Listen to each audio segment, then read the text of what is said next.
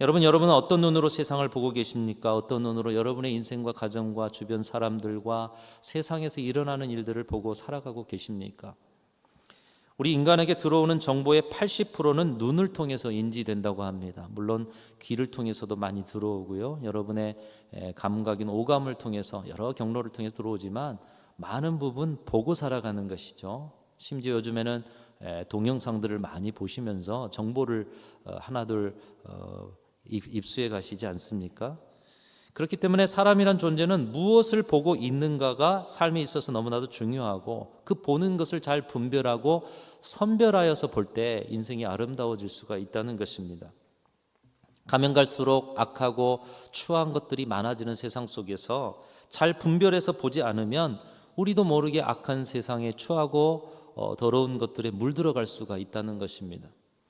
우리가 보는 것 가운데서 좋은 것을 취사 선택하여 볼 수만 있다면 그 사람의 생각은 좋은 것으로 가득 찰 것이고 그 사람의 인생도 좋은 것으로 가득 차게 될 것입니다. 그래서 이 무엇을 보느냐, 분별하여 보느냐, 이 본다라는 것이 참 중요하다라는 것이죠. 여러분은 마음에 어떤 얼굴을 가지고 살아가고 계십니까? 여러분의 심상은 어떠십니까?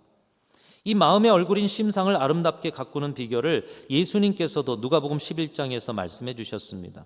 그 비결은 마음의 창인 눈이 성해야 한다. 눈이 성해야 한다. 여러분의 마음의 얼굴이 아름답기 위해서는, 그래서 인생이 아름답기 위해서는 마음의 눈이 성해야 된다. 11장 34절 말씀 제가 읽으면 이렇습니다. 내 몸의 등불은 눈이라. 눈이 우리 몸의 등불이랍니다. 그러면서 말씀하시죠. 내 눈이 성하면 온몸이 밝을 것이요 만일 나쁘면 내 몸도 어두우리라. 그러므로 내 속에 있는 빛이 어둡지 아니한가 보라. 우리의 마음이 빛으로 가득하려면 우리 눈이 어둠이 아닌 빛을 바라봐야 한다는 것입니다. 무엇을 보고 살아가느냐? 눈이 성하면 온몸이 인생이 밝을 것이래요. 근데 눈이 성하지 않으면, 바라보는 것이 어둡다면, 분별되지 않으면 인생이 어둡답니다. 마음의 얼굴이 어둡답니다.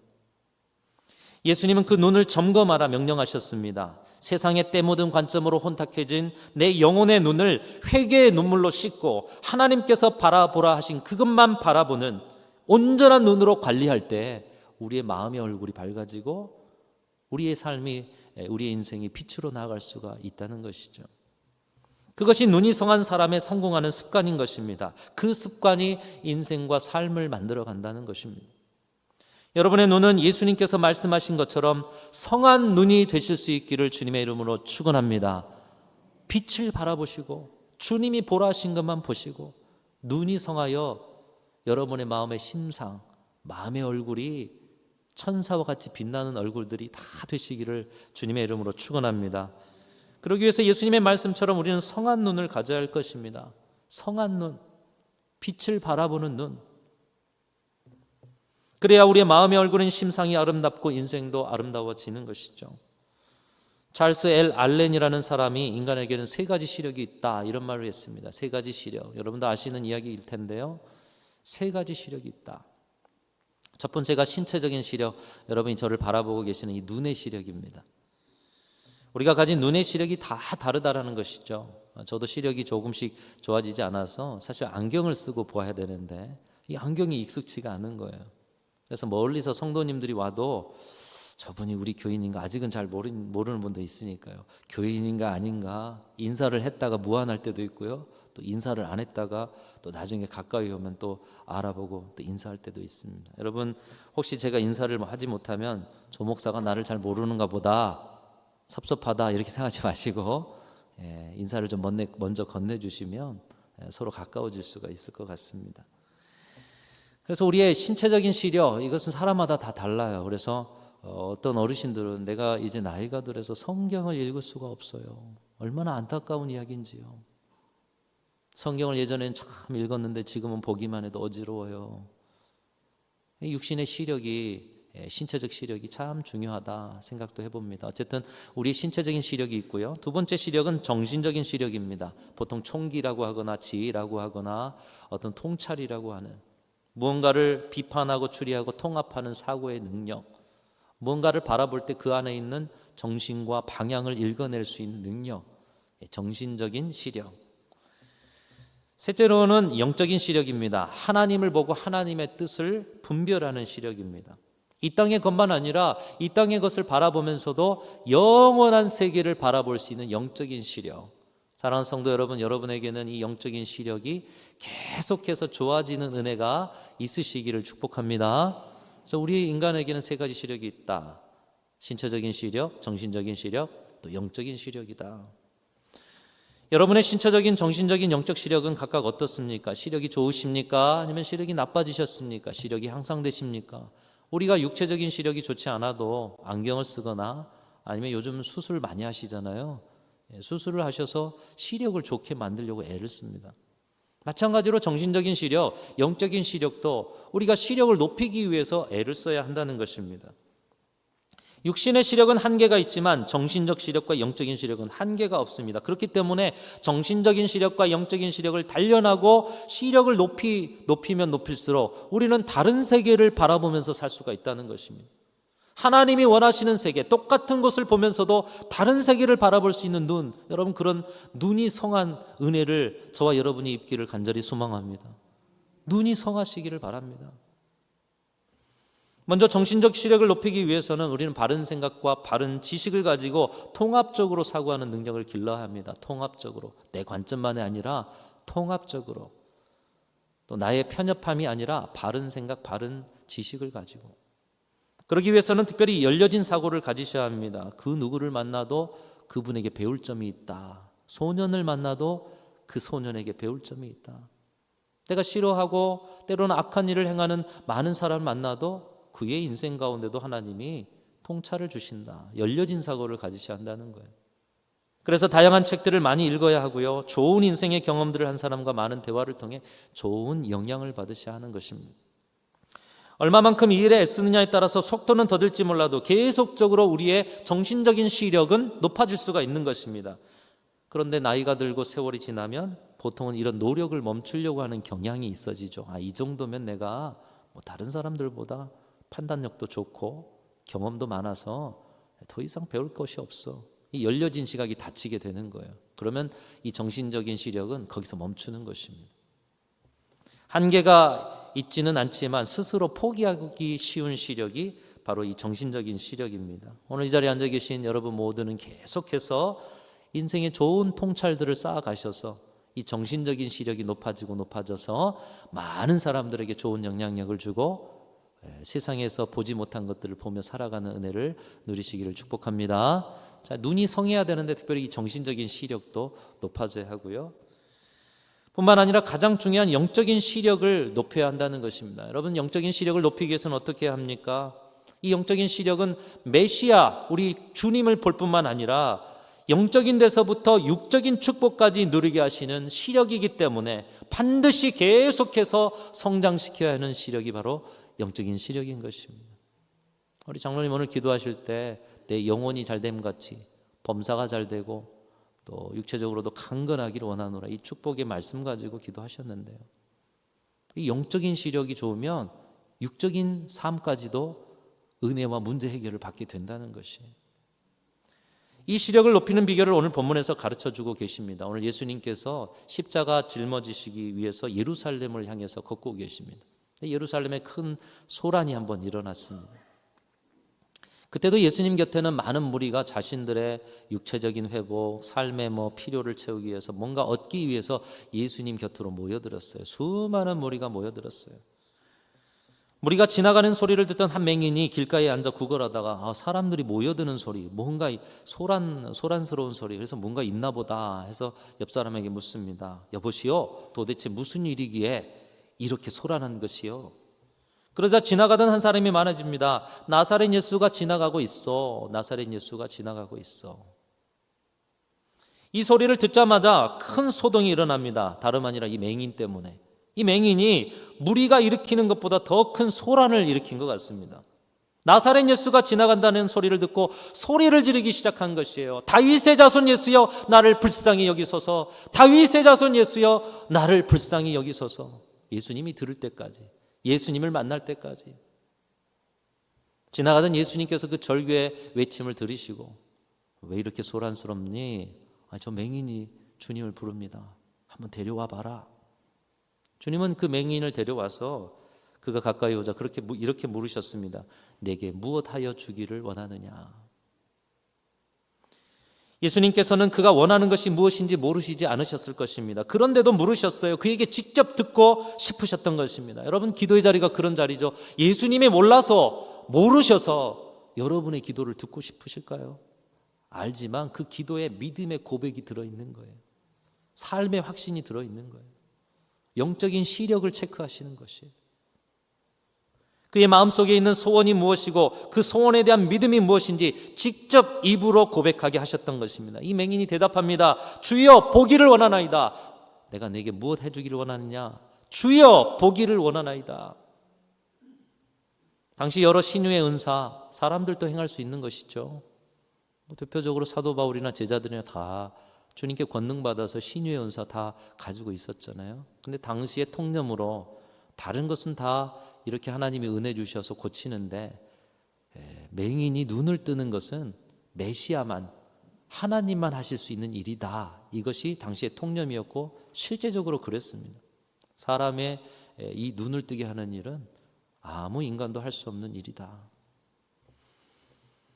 그것은 누가복음 4장에도 나오는 예수님의 첫 설교에도 그렇게 나오고 있습니다. 예수님께서는 공생애를 시작하는 때에 첫 설교를 이 누가복음 4장에서 하셨는데 당신이 메시아고 나는 그 메시아적 사역을 하기 위해서 왔다라고 선포하고 계십니다. 그 말씀이 이 말씀이죠. 주의 성령이 내게 임하셨으니 이는 가난한 자에게 복음을 전하게 하시려고 내게 기름을 부으시고 나를 보내사 포로된 자에게 자유를 그리고 눈먼 자에게 다시 보게 함을. 그러니까 예수님의 메시아적 사역에 눈먼 자에게 다시 보게 하는 사역이 있는 것이에요. 메시아를 통해서만이 눈먼 자가 다시 보게 된다는 거예요. 그 누구도 할 수 없는 사역을 메시아로서 감당하기 위해서 내가 왔다. 이제 그 사역을 시작한다. 회당에서 선포하셨던 것입니다. 예수님이 평범한 분이셨고 작은 기적 정도 보이시는 분이셨다면 어떤 면에서 주여 보기를 원하나이다 하는 것은 예수님을 대단히 난처하게 만드는 일이었던 것입니다. 예수님도 맹인이 소리 지를 때 그가 원하는 것이 무엇인지를 아셨을 것이고 그것을 행할 수 없는 분이셨다면 그냥 모른 척하고 지나가셨을 것입니다.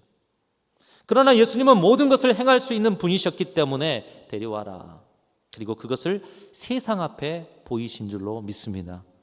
또 이 맹인도 당신이 다윗의 자손으로 오신 메시아이며 당신은 그것을 행할 수 있습니다. 저는 그것을 믿습니다라는 고백으로 주여 보여주시기를 원하나이다. 보기를 원하나이다.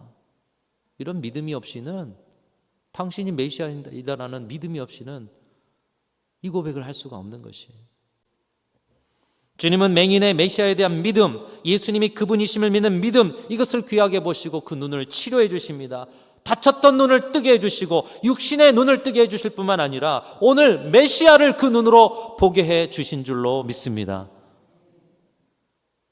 여러분, 그의 육신의 시력이 회복될 수 있는 이유가 무엇이었어요? 육신의 눈을 뜰 수 있는 이유가 무엇이었습니까? 영적인 시력이 탁월했기 때문이에요. 메시아이신 예수님을 볼 수 있었기 때문이에요. 육신의 눈은 닫혀 있는데 영의 눈으로 봤기 때문에 그분을 메시아로 인정하는 거죠. 그는 육신으로는 맹인이었지만 영적으로는 시력이 좋은 사람이었습니다. 주님이 그것을 인정하였기에 그를 낫게 하셨다라는 것입니다. 오늘 우리도 이 맹인처럼 우리의 영적인 시력을 온전히 회복할 수만 있다면, 여러분, 이 맹인에게 인생의 가장 큰 문제는 눈을 뜨는 문제 아니었습니까?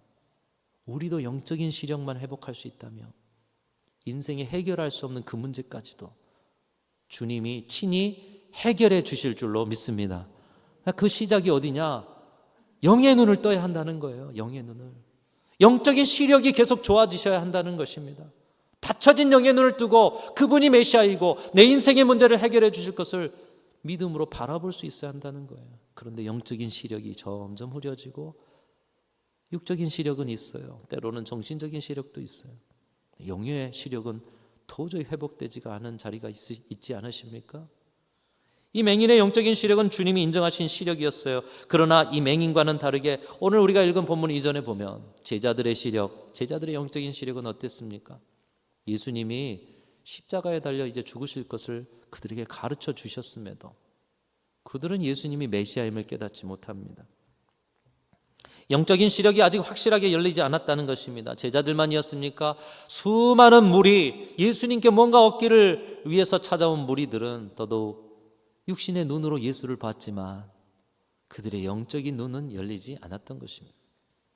여러분, 이 맹인과 이들과의 차이가 무엇이었습니까? 우리는 이 차이에서 우리의 영적 시력의 회복의 비결을 배우게 되는 것입니다. 영적 시력의 회복을 통해서 예수님을 만나고 그 메시아 되신 주님으로 말미암아서 우리 삶의 문제를 해결하고 새로운 출발을 할 수 있는 비결을 오늘 이 맹인과 다른 이들의 차이 속에서 발견하게 된다는 것입니다. 이 맹인은 맹인이어서 세상을 보지 못해서인지 몰라도 세상 사람들이 자신을 가립니다, 방어합니다, 부인합니다, 자존심을 내세웁니다, 목소리를 높이고 갈등의 삶을 살 그때 주님 앞에 보지 못해서인지 몰라도 다윗의 자손 예수여 나를 불쌍히 여기소서, 자신이 불쌍한 자임을 인정하고 있습니다. 사랑하는 성도 여러분, 여러분이 주님 앞에 가려질 것이 무엇이가 있겠어요? 세상 사람들 앞에는 가릴 수 있겠죠. 그러나 주님 앞에는 가릴 수가 없어요. 그래서 주님 앞에 서는 자리에서는 내가 세상에서 가장 불쌍한 자이네요. 안 못 보는 맹인이지만 9천여 편에 달하는 찬송시를 쓴 크로스비라는 여성이 있습니다. 태어난 지 6개월 되었을 때 식모의 불찰로 눈이 멀어지게 되었다는 거예요. 어려서부터 이 눈이 먼 크로스비에게 할머니가 성경 이야기를 들려주셔요. 그런 속에서 영의 눈이 열립니다. 하늘의 세계를 보는 거예요. 보지 못하지만 믿음이 자라게 되는 거예요. 기도하는 중에 신령한 노래들을 많이 썼는데 그중에 여러분이 좋아하시는 찬송가 384장 나의 갈 길 다가도록 예수 인도하시니 내 주 안에 있는 긍휼 어찌 의심하리요. 뭐 많은 여러분이 아시는 좋은 찬송들을 많이 썼어요. 누가요? 눈이 먼 이 크로스비라는 여성이에요. 이 여성이 9살 때 이런 기도를 했다고 합니다. 몇 살 때요? 9살 때. 잘 듣고는 계시나 따라오고는 계시나. 몇 살 때요? 9살 때 우리는 이런 기도 드렸는지 한번 생각해 보십시오. 자, 이런 기도를 드렸다고 합니다. 만약에 하나님이 나에게 시력을 허락해 주신다고 해도 나는 안 받으렵니다. 하늘나라에 가면 밝은 눈을 주실 텐데요. 세상에서 더럽혀지지 않은 깨끗한 눈으로 우리 주님의 얼굴을 보렵니다. 그리고 나는 내 눈을 멀게 한 그 사람을 만난다면 그에게 한없는 감사를 드리겠습니다. 여러분, 세상에 더럽고 추악하고 또 하나님과 멀어지는 것, 안 보는 것이 내 인생에 얼마나 감사한 일인가. 그 감사를 고백하고 있는 거예요.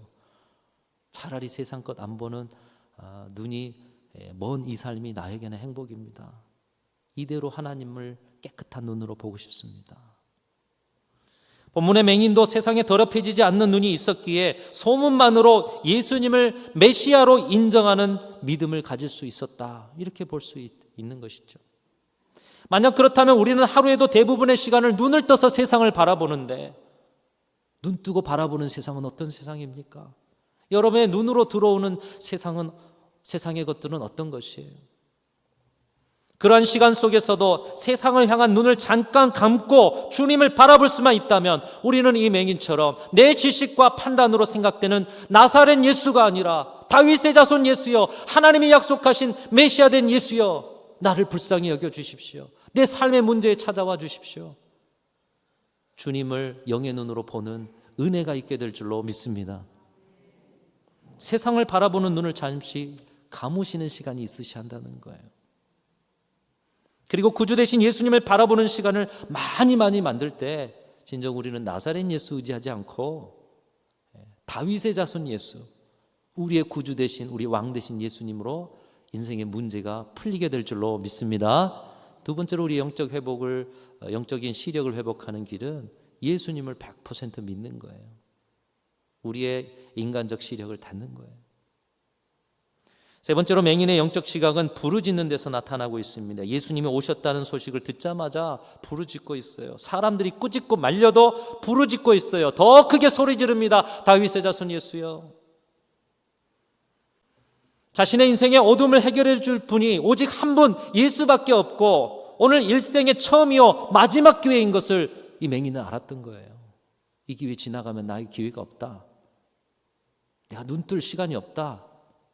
해결해 줄 분, 메시아 저분 한 분밖에 없는데 오늘이 처음이요 마지막 기회다.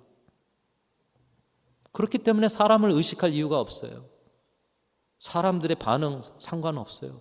왜? 그분이 옆에 계시는 지금밖에 기회가 없으니까요. 여러분, 통성기도 왜 합니까? 간절한 기도 왜 합니까? 사람을 의식할 시간이 없어요. 여러분의 삶의 문제가 그렇게 긴박하다면 사람을 의식한다? 긴박하지 않은 거예요. 절실하지 않은 거예요.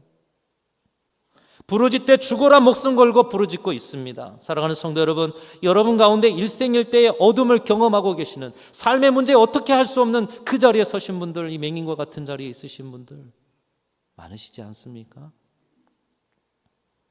이 맹인의 부르짖음에 주님 외면하지 않으셨어요.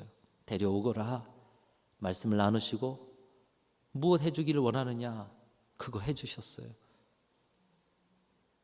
여러분의 마음속 깊은 곳의 열망이 그 문제와 어둠으로부터 구원받고 자유케 되는 것 아니십니까? 그렇다면 오늘 주님 말씀하셔요. 지금이 일생일대의 마지막이요 처음이요 마지막이다.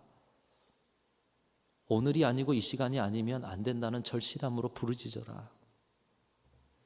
여러분, 그 절박함으로 부르짖을 때 주님은 결코 외면치 않으실 줄로 믿습니다. 찾아가시고 만나주시고 네 원하는 것이 무엇이에요? 너의 믿음을 보고 너의 영적인 시력을 보고 내가 그 문제의 구원과 자유를 주겠다. 주님의 은총을 경험하게 될 줄로 믿습니다. 한번 따라하겠습니다. 다윗의 자손 예수여 나를 불쌍히 여기소서. 다윗의 자손 예수여 나를 불쌍히 여기소서. 다윗의 자손이라는 것은 메시아를 고백하는 거고요. 또 이런 부르짖음이 있고요. 또 불쌍한 자임을 고백할 때 하나님의 은혜를 임하는, 여러분이 기도의 자리에서도 이 은혜를 고백할 수 있기를 축복합니다. 사랑하는 성도 여러분, 가을은 아름다운 세상을 우리에게 보여주면서 정말 우리의 눈으로 너무 아름다운 것을 보고 있잖아요. 그러면서 우리에게 묻고 있어요. 무엇을 보고 살아가고 있느냐? 우리의 세 가지 시력은 어떠하냐? 이렇게 묻고 있습니다. 오늘 맹인이 영적 시력으로 주님을 보아서 육적인 시력까지 회복되고 삶의 구원과 자유를 누렸듯이 여러분의 영적인 시력의 회복을 통해서 여러분 모든 것을 해결받고 또 다른 시력까지도 더 높아지고 그 은총을 누리는 구원과 자유가 있어지는 그런 가을이 되실 수 있기를 주님의 이름으로 축원합니다.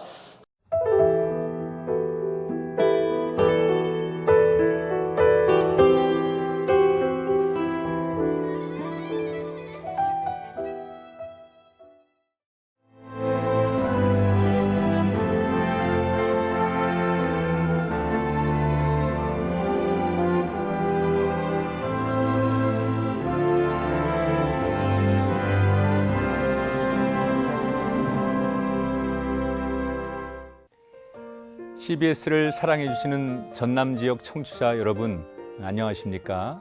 CBS 재단 이사장 꿈의 교회 김학중 목사입니다.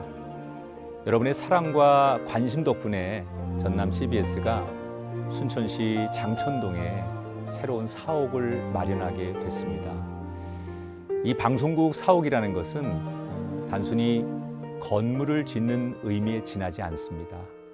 전남 지역 복음 전파와 특별히 다음 세대를 위한 미래 비전을 세우는 일입니다. 코로나19로 모든 활동이 중단되고 또 관계가 단절되는 상황이지만 우리 CBS 방송만큼은 우리의 발길이 닿지 않는 곳까지 구석구석 하나님의 말씀을 전하는 위대한 힘을 지니고 있습니다. 이 방송이 믿음의 반석 위에 굳건히 세워질 수 있도록 여러분들께서 벽돌 한 장 한 장씩 쌓아가는 마음으로 전남 CBS를 위해 후원해 주시고 기도해 주시기를 간곡히 부탁드립니다. 여러분의 이 작은 행함이 CBS를 통해서 교회 공동체를 회복하고 누군가의 믿음을 소생시켜 줄 굳게 믿습니다. 여러분 한 분 한 분을 축복합니다.